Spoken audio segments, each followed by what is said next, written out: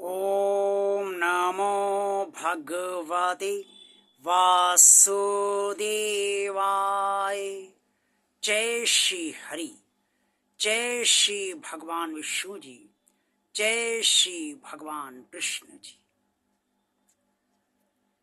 कुरुक्षेत्र के मैदान में भगवान श्री कृष्ण जी ने अर्जुन से कहा, कोर्यादिव द्वास्तथा सक्त चिश्किशु लोक संग्रहम।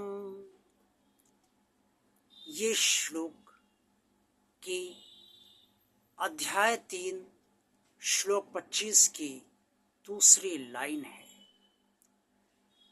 इसमें भगवान श्री कृष्ण ने स्पष्ट तौर पे अर्जुन से लोक कल्याण के लिए कर्म करने की बात कही है। आज के इस वीडियो में मैं आप सब श्रद्धालु भक्तों को ये बताऊंगा कि लोक कल्याण करने से और लोक कल्याण के लिए कर्म करने से, परहित के लिए कर्म करने से, दूसरों के हित के लिए कर्म करने से क्या क्या लाभ आपको होते हैं, आपको परिणाम कितने अच्छे मिलते हैं, ये आज के वीडियो में मैं आपको ये बात बताऊंगा। लेकिन इसके लिए आप पूरा वीडियो अवश्य देखिए। भगवान और आप चैनल को जिन श्रद्धालु भक्तों ने अभी तक सब्सक्राइब नहीं किया है, वो भगवान का कार्य मानकर भगवान का कार्य आगे बढ़ाने के लिए इस चैनल को सब्सक्राइब अवश्य कर दें।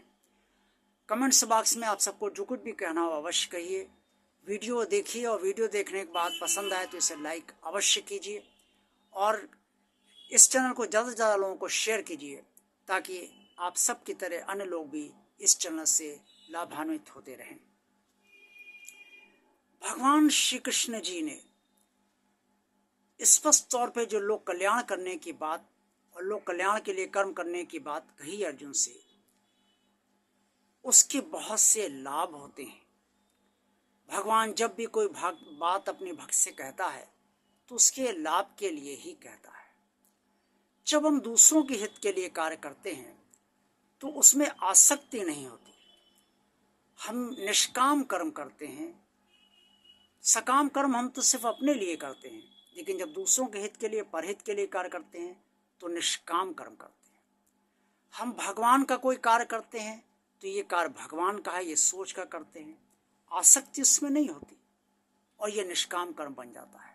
जहाँ आसक्ति नहीं है वहाँ निष्काम कर्म बन जाएगा। हम मंदिर का कोई कार्य करते हैं तो वो भी निष्काम भाव से ही करते हैं। हम किसी मरीज की सेवा करते हैं तो ये भी निष्काम भाव से ही करते हैं। किसी वृद्ध या असहाय या असमर्थ व्यक्ति की सेवा करते हैं तो ये भी हम परहित की भावना से ही करते हैं और श्रेष्ठ भावना से करते हैं, निष्काम भाव से ही करते हैं। और किसी भी प्रकार से मदद करते हैं तो ये भी हम निष्काम का कर्म ही करते हैं। किसी को भोजन कराते हैं, किसी भूखे को, या किसी ने भोजन मांगा है, वो बहुत भूखा है, आपसे भोजन मांग रहा है तो आप भोजन कराते हैं तो ये भी आप निष्काम भाव से करते हैं। यहाँ आसक्ति नहीं होती और जहाँ आसक्ति नहीं है वहाँ आपको शांति मिलेगी, मन को संतुष्टि मिलेगी और बहुत अच्छा लगेगा। आपको लगेगा आपने बहुत अच्छा काम किया है या आप बहुत अंदर से बहुत अच्छा महसूस करेंगे। इससे आपकी आत्मा का कल्याण होगा। और भगवान ने ये अध्याय 3 में श्लोक 24 में भगवान ने ये भी कहा है कि जब परहित के लिए कार्य किए जाते हैं, लोक कल्याण हेतु तो कार्य किए जाते हैं, आसक्ति से हटकर कार्य किए जाते हैं तो भक्त को परमात्मा की प्राप्ति भी होती है। तो ये भी एक बहुत बड़ा जीवन का उद्देश्य आपको पूरा हो जाता है कि परमात्मा की प्राप्ति निस्वार्थ भाव से, निष्काम भाव से कर्म करने पर आपको प्राप्त हो जाती है। और जब आप किसी के लिए कुछ भी अच्छा करेंगे और अच्छे कर्म करेंगे तो उससे भी आपको जो है वो अच्छा लगेगा और आपको अच्छी अनुभूतियाँ होंगी। अगर आपका किसी कारणवश पुनर्जन्म हो भी जाता है तो भी लोक कल्याण करने से आपको अच्छी योनि ही प्राप्त होगी। इसलिए भगवान श्री कृष्ण ने जो कुछ भी अर्जुन से कुरुक्षेत्र के मैदान में कहा वो भक्त के कल्याण के लिए ही कहा। इसलिए परहित हित सरस धर्म नहीं भाई, ये बात संत श्री तुलसीदास जी ने भी कही है।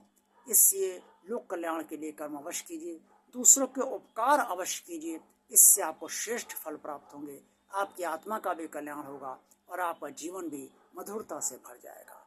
देखते रहिए भगवान आप चैनल, आप सबका कल्याण हो।